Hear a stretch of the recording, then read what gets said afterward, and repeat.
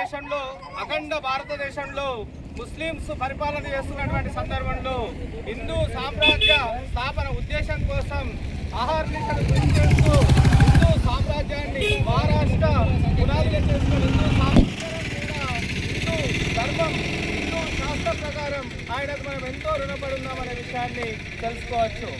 ఈరోజు భారతదేశం అంతా కూడా గర్వించదగ్గటువంటి పేరు, హిందూ మత ఉద్ధరణ కోసం ఉత్తేజించబడినటువంటి పేరు వీర శివాజీ. అతని గురువు సమర్థ రామదాసు, అదేవిధంగా అతని యొక్క భక్తి గురువు అయినటువంటి తులసిదాస్, అదేవిధంగా వీళ్ళ యొక్క ఆశయాలకు అనుగుణంగా ఇతను భారతదేశానికి ఎంతో సేవ చేయడం అనేది జరిగింది.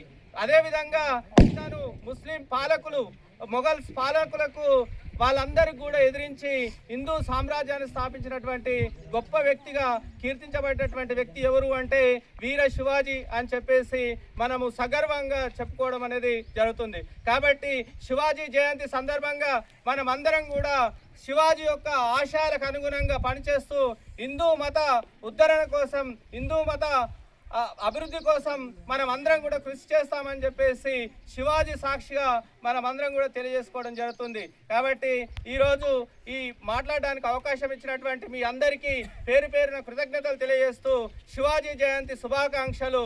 జై శివాజీ, జై శివాజీ, భారత్ మాతా కీ, భారత్ మాతా కీ.